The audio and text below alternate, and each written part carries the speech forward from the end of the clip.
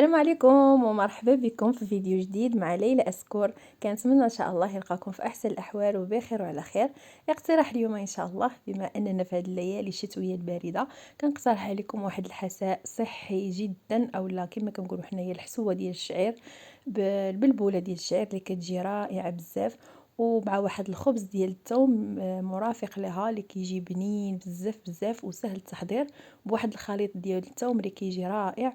كنتمنى ان شاء الله الاقتراح ديال اليوم يعجبكم وينال استحسانكم، وعلى بركه الله ندخلوا المقادير. بالنسبه للمقادير ديال الخبز ديال الثوم، هنايا عندنا 2 معالق ديال زيت الزيتون، واحد القبيصه ديال الملحه، معلقه كبيره ديال الخميره فوريه، واحد المعلقه صغيره ديال السكر، وهنايا عندي الماء حسب الحاجه، وهنا عندي واحد الكاس ونص ديال الدقيق الابيض يعني بالعبار. بالنسبه للماء تقريبا حتى هو هز ليا واحد الكاس ونص بحال هكاك تقريبا، اولا كاس ديال الماء.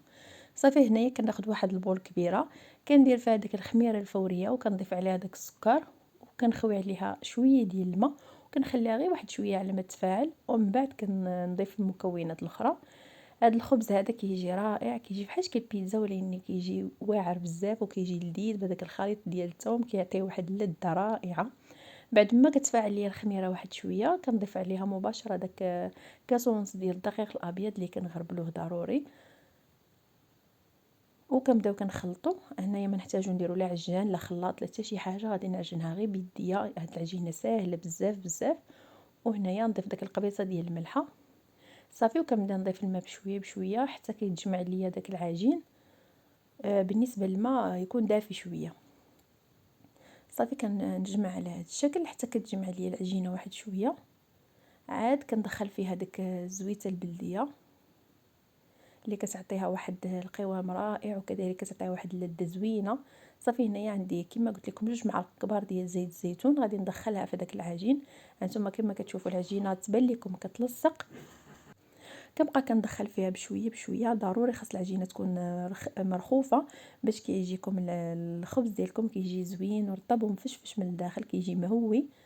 صافي كنستمر على هذه الطريقه حتى كنجمع العجينه ديالي، ومن بعد غادي ندير ليها السلوفان ونخليها حتى ترتاح وتخمر واحد شويه. عاد نكمل التشكيل ديالها، نغطيها بواحد الميكا حيت دابا عارفين بارد الحال، يعني اي عجين ما كيخمرش لنا دغيا. نديروا لها سلوفان باش نحاولوا نخمروها دغيا، ونغطيها ونخليها حتى يضاعف الحجم ديالها، وندوزو باش نصايبوا الخليط ديال الثوم اللي كيجي زوين بزاف.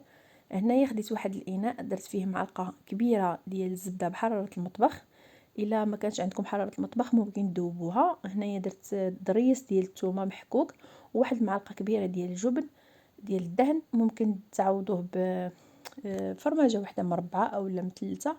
وكنبدا كنخلط على هذه الطريقه حتى كنحصل على هاد الكريمه هادي.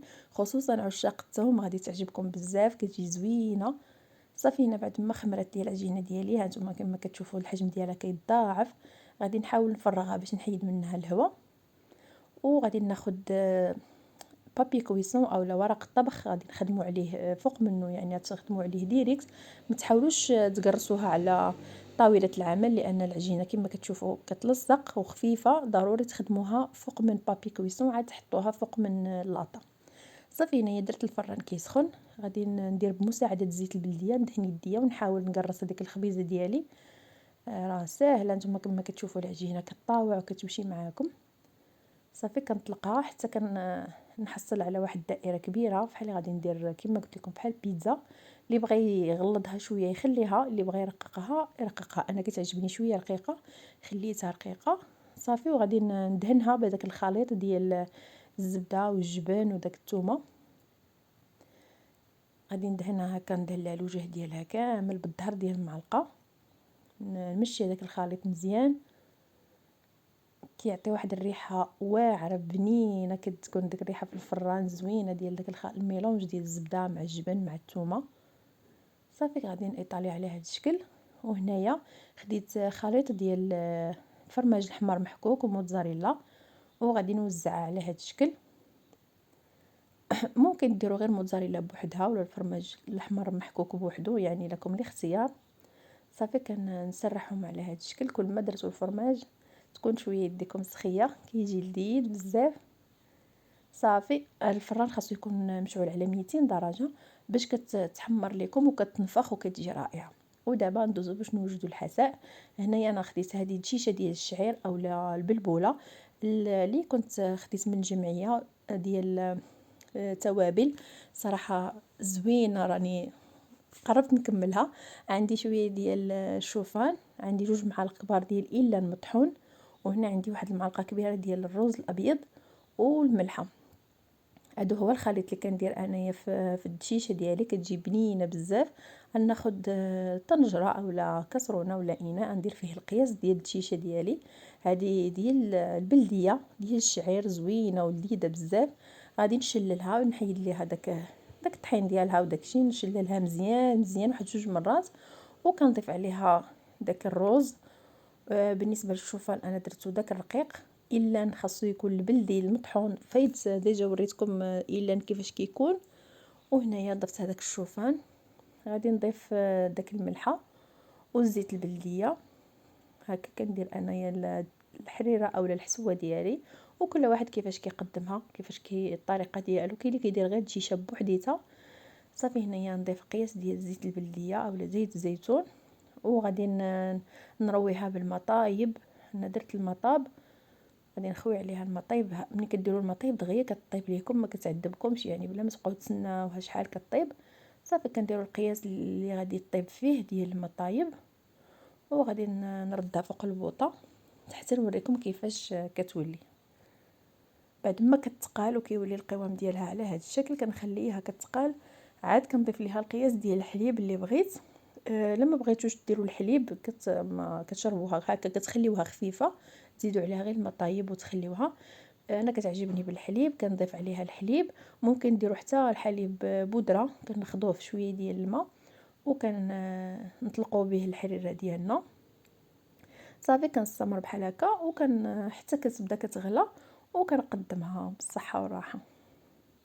وكان هذا هو الشكل النهائي ديال الخبز الثوم. هانتوما كيفاش كيجي رائع بزاف بزاف، كيجي لذيذ، واحد البنه طالعه منه، واحد الريحه زوينه. كنتمنى ان شاء الله تجربوه، خصوصا في هاد الليالي ديال البرد، الليالي الشتويه. المهم كتقطعوه كيف ما بغيتو، انا حاولت نقطعوه على هاد الشكل. كيجي رائع بزاف بزاف. كما كتشوفوا كيجي مهوي من الداخل وخفيف دغيا كيتكال. فاش خرج هو سخون رشيته بواحد الرشه ديال الزعتر. وهذا هو الحساء بعد ما وجد. هانتوما كتشوفوا كما كيجي. عاوتاني نرش عليه الزعتر. بغيتو هنايا تضيفوا الزيت البلديه من الفوق تضيفوها، يعني لكم الاختيار. كتجي هاد الحريره زوينه وصحيه وكتعجب حتى الوليدات. انا قدمتها مع هذا الخبز. كان هذا العشاء ديالي صيبته بغيت نشاركه معكم. كيجي زوين خفيف ظريف، وفي نفس الوقت حاجه كتشبع وزوينه وصحيه كتستافدوا منها. ها هي الحريره باقا سخونه، كتجي رائعه بزاف. كنتمنى ان شاء الله تجربوها. المهم حنا هاد الحريره معتمده عندنا في مراكش، كنديروها يوميا الفطور، ضروري نفطروا بها. وهنايا انا كنت درتها العشاء مع هاد الخبز ديال الثوم، وبغيت نشاركها معكم. كنتمنى ان شاء الله الاقتراح ديال اليوم يعجبكم وينال استحسانكم، وما تنسونيش من اللايكات ديالكم ومن التعاليق الرائعه. الا كنتوا اول مره كتزوروا القناه، مرحبا بكم. ضغطوا على زر الجرس باش يبقى يوصلكم دائما الجديد. انتظروني ان شاء الله في فيديوهات قادمه. تهلاو في راسكم. كنتمنى نكون خفيفه ظريفه على قلوبكم. مع السلامه، والى فيديو قادم بحول الله. دائما مع ليلى أسكر. تهلاو في راسكم وبسلام عليكم.